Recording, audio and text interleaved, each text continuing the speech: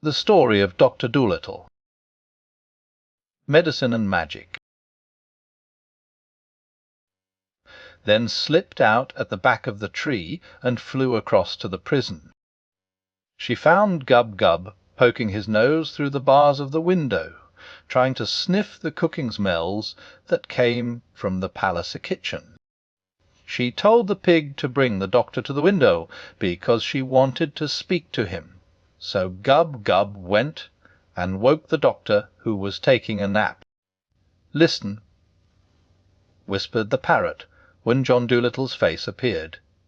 "Prince Bumpo is coming here tonight to see you, and you've got to find some way to turn him white. But be sure to make him promise you first that he will open the prison door and find a ship for you to cross the sea in." "This is all very well," said the doctor, "but it isn't so easy to turn a black man white. You speak as though he were addressed to be red-eyed. It's not so simple. Shall the leopard change his spots, or the Ethiopian his skin, you know?" "I don't know anything about that," said Polynesia impatiently. "But you may turn this coon white. Think of a way. Think hard. You've got plenty of medicines left in the bag. He'll do anything for you if you change his colour. It is your only chance to get out of prison." "Well, I suppose it might be possible," said the doctor. "Let me see." And he went over to his medicine bag, murmuring something about liberated chlorine on animal pigment, perhaps zinc ointment, as a temporary measure, spread thick. Well, that night Prince Bumpo came secretly to the doctor in prison and said to him, "White man, I am an unhappy prince.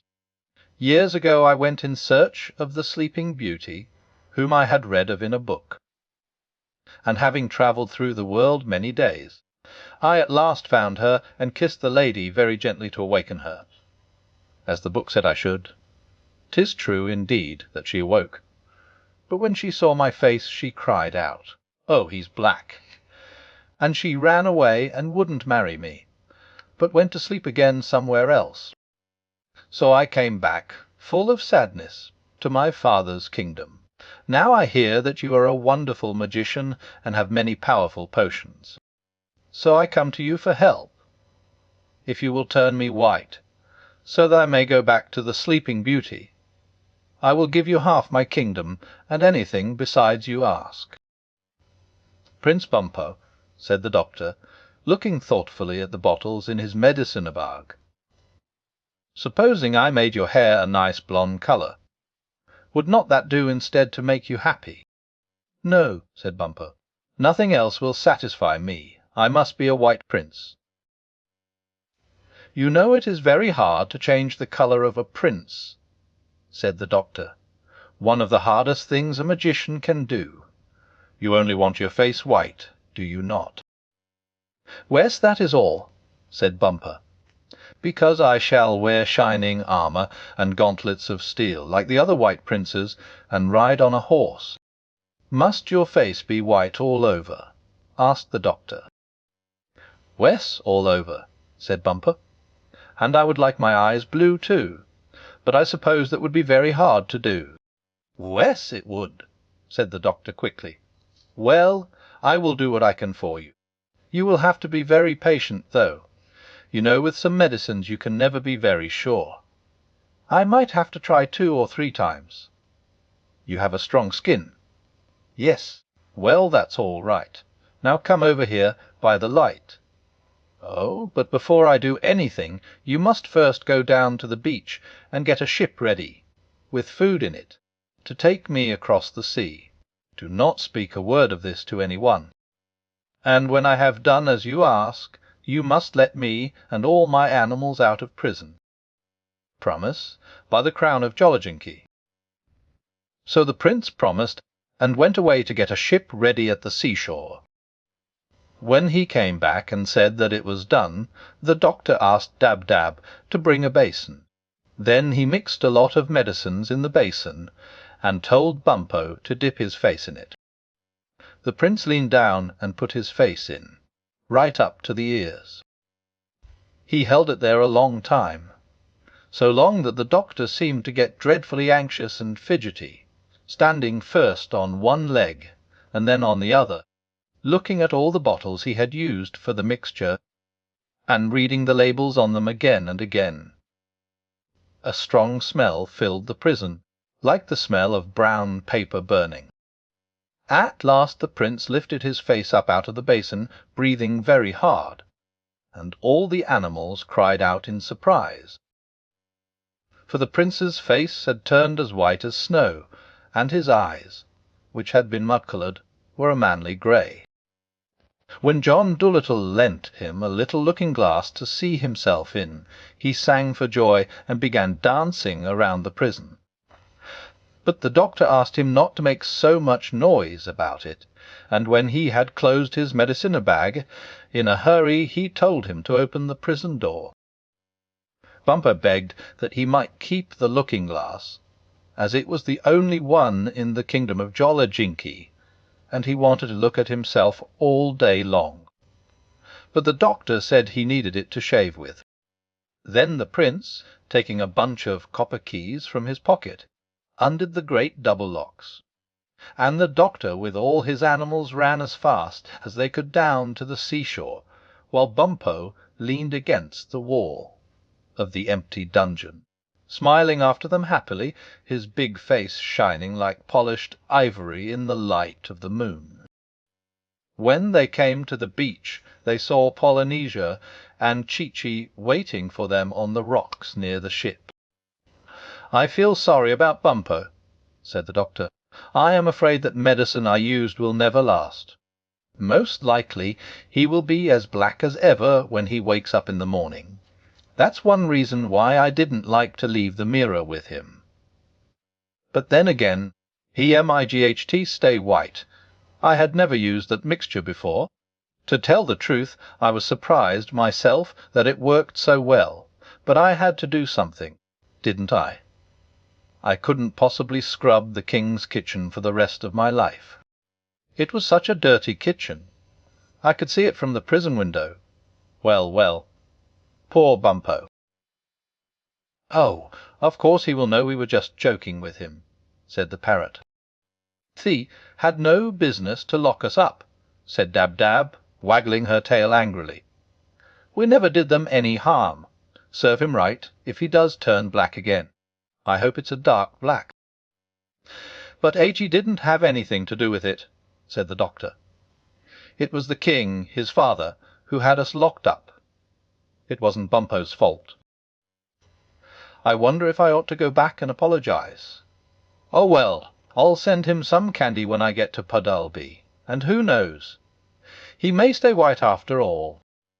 The Sleeping Beauty would never have him, even if he did," said Dab-Dab. "He looked better the way he was, I thought. But he'd never be anything but ugly, no matter what colour he was made. Still, he had a good heart," said the doctor. "Romantic, of course, but a good heart. After all, handsome is as handsome does. I don't believe the poor Booby found the Sleeping Beauty at all." Said Jip, the dog, "Most likely he kissed some farmer's fat wife who was taking a snooze under an apple-tree. Can't blame her for getting scared. I wonder who he'll go and kiss this time. Silly business." Then the Pushmi-Pullyu, the White Mouse, Gub-Gub, Dab-Dab, Jip, and the Owl, Too-Too, went on to the ship with the doctor. But Chi-Chi, Polynesia, and the crocodile stayed behind, because Africa was their proper home, the land where they were born. And when the doctor stood upon the boat, he looked over the side across the water, and then he remembered that they had no one with them to guide them back to Puddleby. The wide, wide sea looked terribly big and lonesome in the moonlight, and he began to wonder if they would lose their way when they passed out of sight of land. But even while he was wondering, they heard a strange whispering noise, high in the air, coming through the night, and the animals all stopped saying good-bye and listened.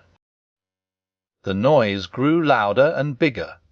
It seemed to be coming nearer to them, a sound like the autumn wind blowing through the leaves of a poplar tree, or a great rain beating down upon a roof. And Jip, with his nose pointing and his tail quite straight, said, "Beards. Millions of them. Flying fast. That's it." And then they all looked up. And there, streaming across the face of the moon, like a huge swarm of tiny ants, they could see thousands and thousands of little birds. Soon the whole sky seemed full of them, and still more kept coming, more and more. There were so many that for a little they covered the whole moon, so it could not shine, and the sea grew dark and black, like when a storm cloud passes over the sun. And presently all these birds came down close, skimming over the water and the land, and the night sky was left clear above, and the moon shone as before. Still never a call nor a cry nor a song they made. No sound but this great rustling of feathers, which grew greater now than ever, when they began to settle on the sands, along the ropes of the ship, anywhere and everywhere except the trees. The doctor could see that they had blue wings and white breasts, and very short, feathered legs. As soon as they had all found a place to sit, suddenly there was no noise left anywhere. All was quiet, all was still. And in the silent moonlight John Dolittle spoke. "I had no idea that we had been in Africa so long. It will be nearly summer when we get home. For these are the swallows going back. Swallows, I thank you for waiting for us. It is very thoughtful of you. Now we need not be afraid that we will lose our way upon the sea. Pull up the anchor and set the sail." When the ship moved out upon the water, those who stayed behind, Chee-Chee, Polynesia, and the crocodile, grew terribly sad. For never in their lives had they known any one they liked so well as Doctor John Dolittle of Puddleby-on-the-Marsh. And after they had called good-bye to him again and again and again, they still stood there upon the rocks, crying bitterly and waving till the ship was out of sight.